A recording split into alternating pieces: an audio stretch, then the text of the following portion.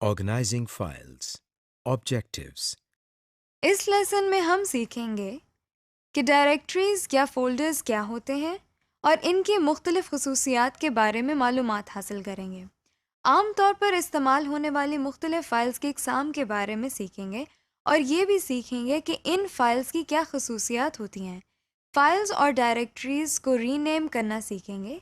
हम ये भी सीखेंगे कि किसी फ़ाइल को किस तरह कॉपी करके किसी दूसरी जगह पर सेव किया जा सकता है और किसी फ़ाइल का बैकअप कैसे लिया जाता है, किसी फ़ाइल को किस तरह डिलीट किया जाता है और डिस्क को किस तरह फॉर्मेट किया जाता है और किसी गुमशुदा फ़ाइल को किस तरह सर्च किया जाता है। Directories, folders, attributes. अब हम देखते हैं कि हम एक नई डायरेक्टरी या फोल्डर किस तरह बना सकते हैं। इसके लिए हम सबसे पहले अपने डेस्कटॉप पर राइट क्लिक करते हैं। हमारे सामने एक लिस्ट आ गई है। इस लिस्ट में से हम न्यू पर अपना माउस ले जा रहे हैं, जैसा कि आप देख रहे हैं। इस नई आने वाली लिस्ट में आप बहुत से आइकॉन्स बने हुए देख सकते हैं। इस लिस्ट में सबसे ऊपर आप फोल्डर लिखा हुआ देख सकते हैं। इस पर क्लिक करने से हमारे सामने एक फोल्डर बन गया है। इसी तरह हम इस नए बनाए गए फोल्डर को डबल क्लिक करके ओपन करते हैं। इस फोल्डर के अंदर हम राइट क्लिक करते हैं तो हमारे सामने वही लिस्ट दोबारा आ जाती है। इस लिस्ट में से हम फिर से न्यू पर अपना माउस लेकर जाते हैं तो हमारे सामने वही आइकॉन्स वाली लिस्ट दोबारा आ जाती है। इस तरह हम एक फोल्डर के अंदर मजीद फोल्डर्स बना सकते हैं। अब हम किसी फोल्डर की प्रॉपर्टीज देखना सीखते हैं। सबसे पहले हम उस फोल्डर पर राइट क्लिक करते हैं। सामने आने वाली लिस्ट में हम सबसे आखिरी ऑप्शन जिस पर प्रॉपर्टीज लिखा है उस पर क्लिक करते हैं। प्रॉपर्टीज पर क्लिक करते ही हमारे सामने एक विंडो खुल गई है। ये विंडो हमारे बहुत काम की विंडो है।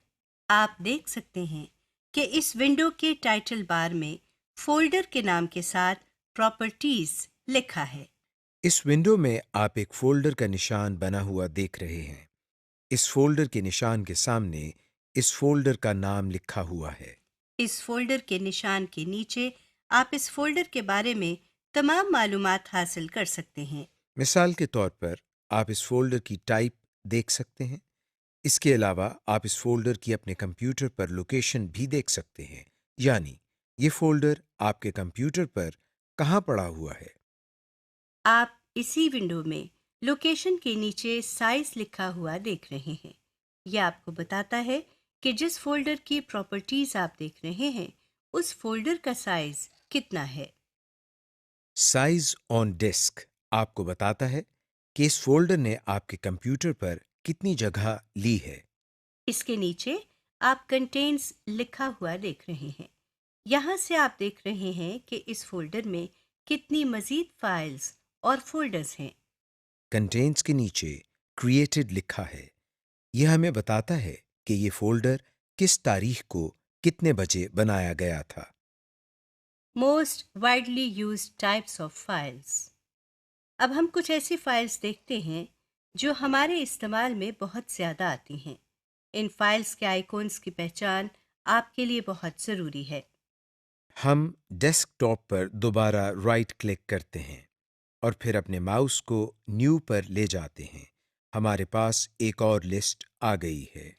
इस लिस्ट में आप एक आइकॉन देख रहे हैं जिस पर W लिखा है।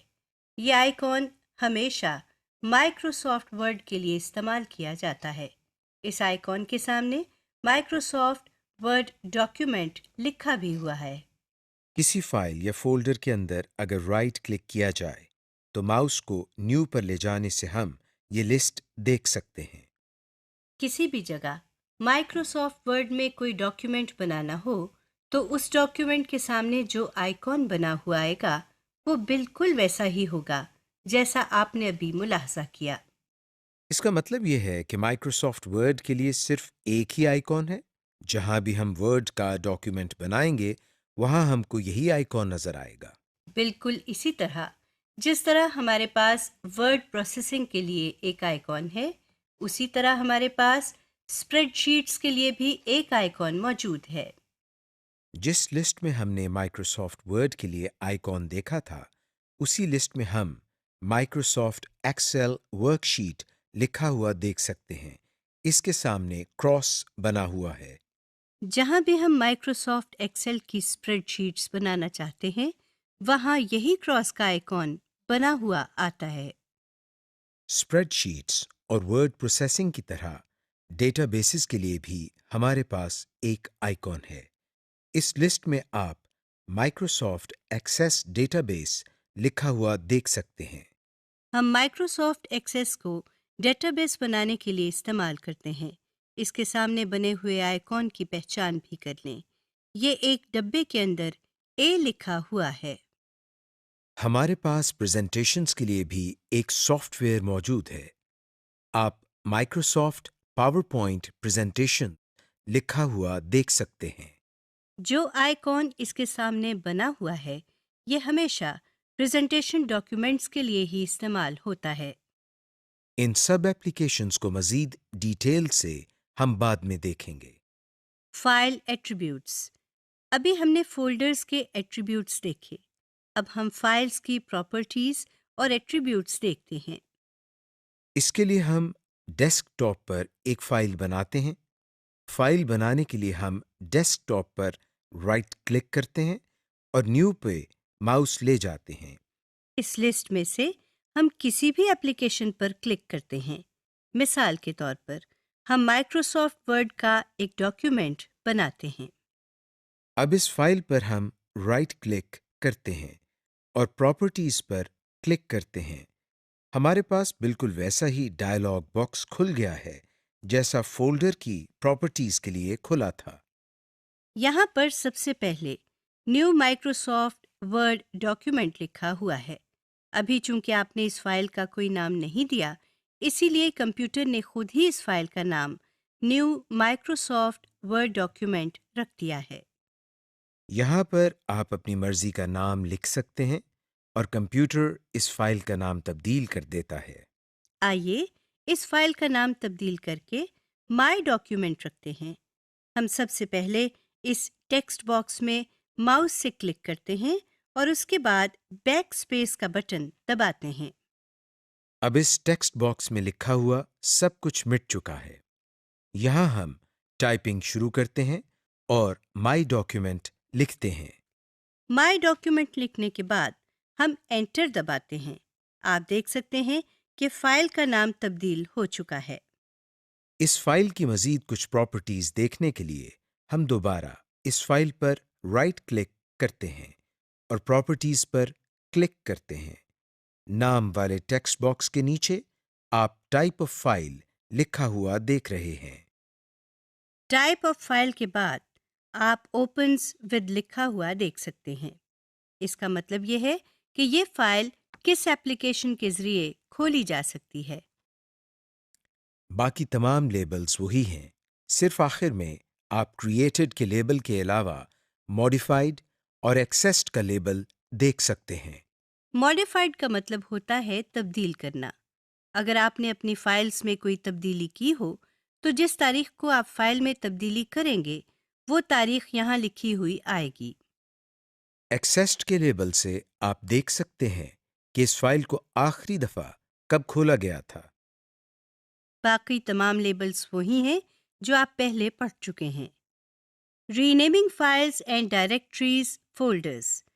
कई दफ़ा आपको अपनी फाइल का नाम तब्दील करना पड़ता है, मगर फाइल का नाम तब्दील कैसे किया जाए, ये हम सीखते हैं।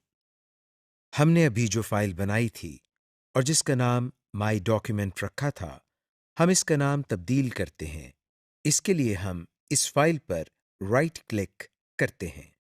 अब इस मेन्यू में हम प्रॉपर्टीज के ऊपर मौजूद रीनेम वाले आइटम पर क्लिक करते हैं।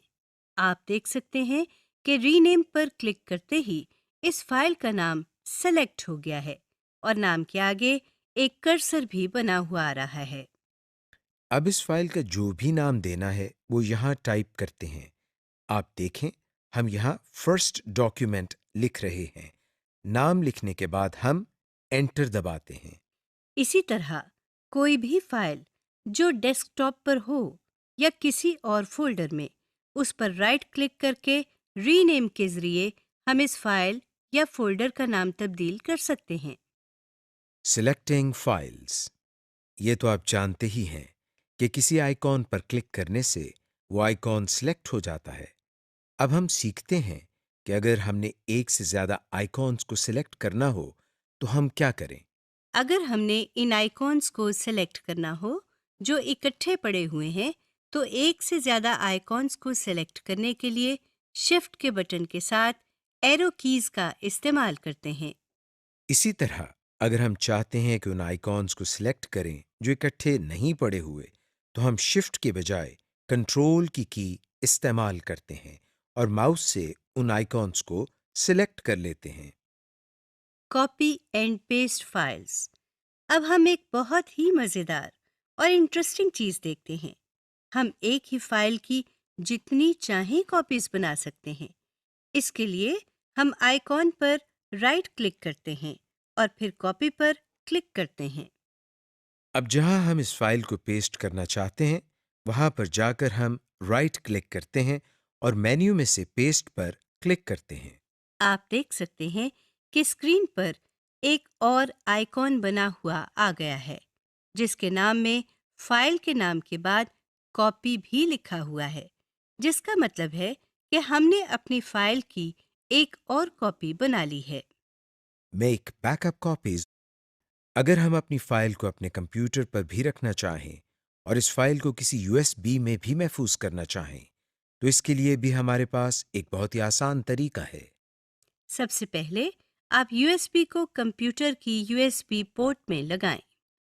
अब जिस तरह हमने एक फाइल अपनी मर्जी के फोल्डर में सेव की थी, उसी तरह हम किसी भी फाइल को यूएसबी में भी सेव कर सकते हैं। सबसे पहले हम फाइल को कॉपी करेंगे। अब हम कंप्यूटर की विंडो खोलेंगे।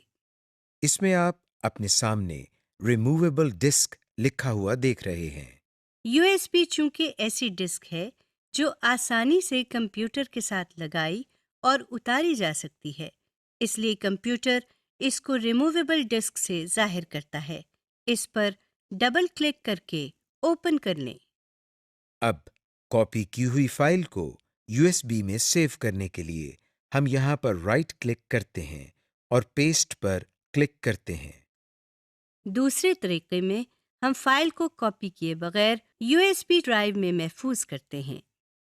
जिस फाइल की हम कॉपी बनाना चाह रहे हैं, हम इस फाइल पर राइट क्लिक करते हैं और अपने माउस पॉइंटर को सेंड टू पर लेकर जाते हैं। अब जो मेन्यू हमारे सामने है, उसमें हम रिमूवेबल डिस्क पर क्लिक करते हैं।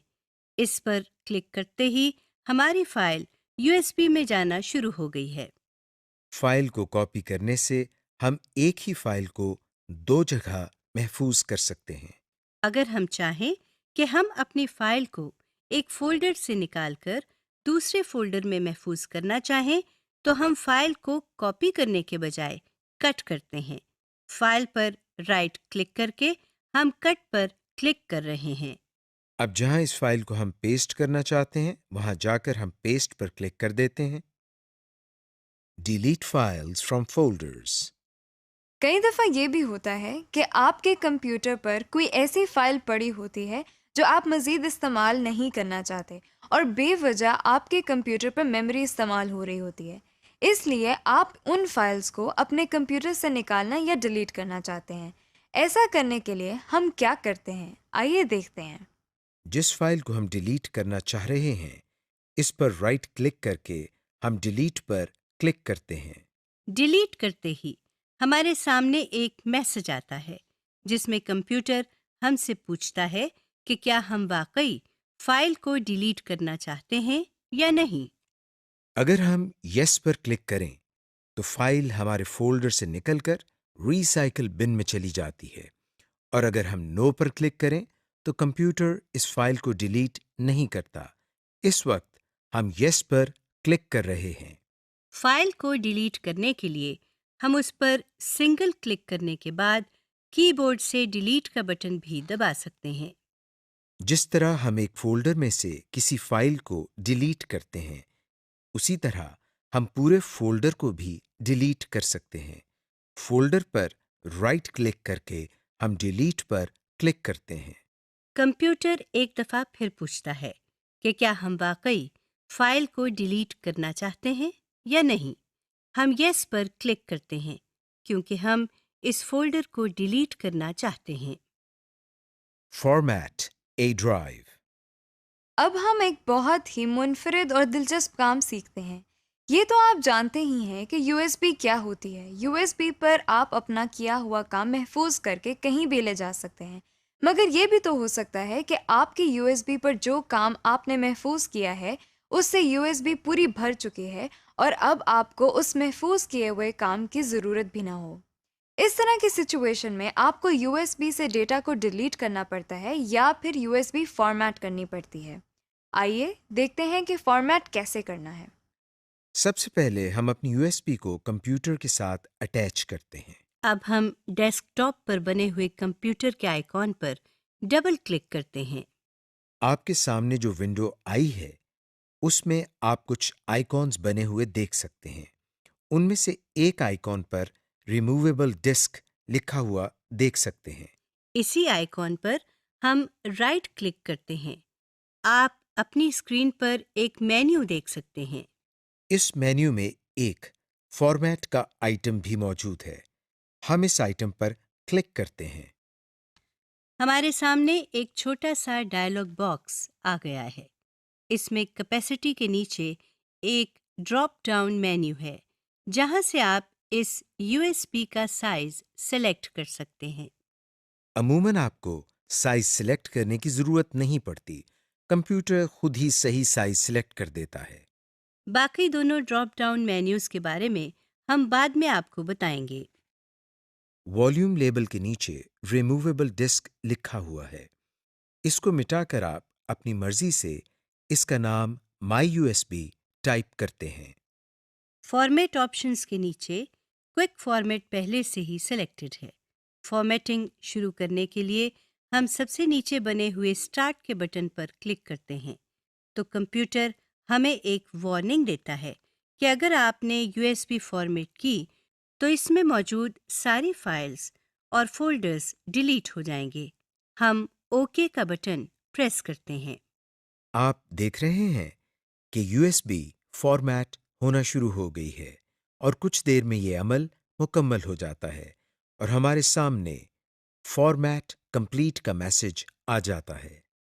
अब हम डेस्कटॉप से कंप्यूटर के आइकॉन पर डबल क्लिक करते हैं तो हम देखते हैं कि हमारी यूएसबी का नाम माई यूएसबी हो गया है। अब इस पर डबल क्लिक करके इसको ओपन करते हैं तो ये देखें, इसके अंदर कोई डाटा नहीं है। सब फाइल्स और फोल्डर्स डिलीट हो गए हैं। सर्चिंग। किसी भी फाइल को ढूंढने के लिए हम कंप्यूटर के आइकॉन पर डबल क्लिक करते हैं। अब जिस फोल्डर या डायरेक्टरी में से हमने फाइल को सर्च करना है, बाएं तरफ नेविगेशन पैन से उस डायरेक्टरी या फोल्डर को सेलेक्ट करते हैं जैसे हमने कंप्यूटर को सेलेक्ट किया हुआ है। अब इस विंडो में ऊपर यहाँ सर्च के बॉक्स में सर्च कंप्यूटर लिखा हुआ नजर आ रहा है। इसमें क्लिक करके फाइल का नाम टाइप करें। हम यहाँ माय फर्स्ट फाइल लिखते हैं। आप देख सकते हैं नीचे प्रीव्यू पैन में इस नाम की फाइल निकलकर हमारे सामने आ गई है। इस फाइल के नीचे इसकी लोकेशन भी लिखी हुई है। यानी कंप्यूटर में जहाँ ये फाइल सेव की गई थी उसका पाथ भी नजर आ रहा है। इस तरह हम किसी भी फाइल को आसानी से ढूंढ सकते हैं। समरी। इस लेसन में हमने पढ़ा कि फ़ोल्डर्स क्या होते हैं, हम किस तरह फ़ोल्डर्स बनाते हैं और किस तरह फ़ोल्डर्स के अंदर मज़ीद फ़ोल्डर्स बनाए जाते हैं। किस तरह हम एक फ़ाइल का नाम देख सकते हैं और वो तारीख देख सकते हैं जिस तारीख को वो फ़ाइल बनाई गई थी। इस लेसन में हमने मुख्तलिफ़ इक़साम की फ़ाइल्स के आइकॉन्स की पहचान भी की जिनमें एक्सेल, वर्ड, एक्सेस और पावर पॉइंट शामिल हैं। हमने ये भी सीखा कि किस तरह किसी फाइल या फोल्डर का नाम तब्दील किया जा सकता है, किस तरह हम फाइल्स को सिलेक्ट करते हैं चाहे वो फाइल्स एक साथ हों या मुख्तलिफ जगहों पर मौजूद हों। हमने ये भी सीखा कि फाइल्स को एक जगह से किस तरह कॉपी किया जाता है और फिर किस तरह अपनी मर्जी की जगह पर पेस्ट किया जाता है।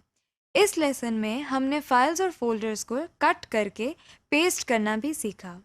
फिर हमने ये भी सीखा कि किसी फाइल या फोल्डर को यूएसबी पर किस तरह कॉपी किया जाता है। हमने फाइल्स और फोल्डर्स को डिलीट करना भी सीखा और यूएसबी को फॉर्मेट करना भी सीख लिया। इसके बाद हमने अपने कंप्यूटर पर फाइल्स को ढूंढने का तरीका भी सीखा।